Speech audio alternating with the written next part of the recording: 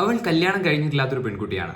അതിനെക്കൊണ്ടാണ് ആ 18+ മാല അവൾക്ക് ചാർത്തി കൊടുക്കാതിരുന്നത്. പറഞ്ഞത് വേറെ ആരുമല്ല, അൻസിബയാണ്. ഋഷിയോടാണ് ഈ ഒരു കാര്യം ഇപ്പോൾ ലൈവിൽ സംസാരിച്ചുകൊണ്ടിരിക്കുന്നത്. എന്താണ് സംഭവം എന്നുള്ള കാര്യങ്ങളൊക്കെ നമുക്ക് നോക്കാം.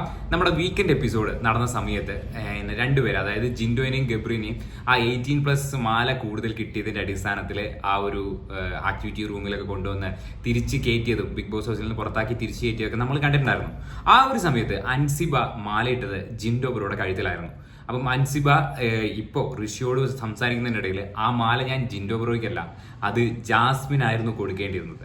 ജാസ്മിന് കൊടുക്കാൻ തന്നെയായിരുന്നു എൻ്റെ ഒരു തീരുമാനം. പക്ഷെ അവൾ ഒരു പെൺകുട്ടിയല്ലേ, അതുമാത്രമല്ല അവളുടെ കല്യാണം ഒന്നും കഴിഞ്ഞിട്ടില്ലാത്തതല്ലേ. അവൾക്ക് ഇങ്ങനെ ഒരു 18+ എന്ന് പറയുന്ന ടാഗ് ചാർത്തി കൊടുത്തു കഴിഞ്ഞാൽ ആൾക്കാർ എന്ത് വിചാരിക്കും, അല്ലെങ്കിൽ അത് അവർക്കൊരു മോശമല്ലേ, അതുകൊണ്ടാണ് ചാർത്തി കൊടുക്കാതിരുന്നതെന്ന് അൻസിബ ഇപ്പോൾ ലൈവിൽ ഋഷിയോട് സംസാരിച്ചിരിക്കുകയാണ്.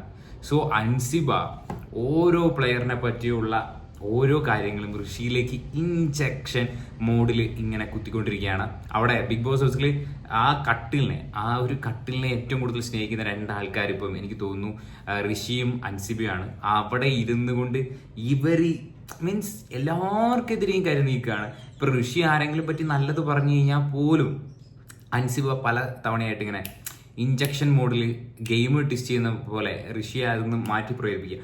അത് അങ്ങനെയല്ല. ഋഷി ഇപ്പം നല്ല രീതിയിൽ പറയുകയാണെങ്കിൽ പോലും എന്നാലും അവൻ അങ്ങനെ പറഞ്ഞ് അത് ഭയങ്കര ഗെയിം തന്നെ കേട്ടോ.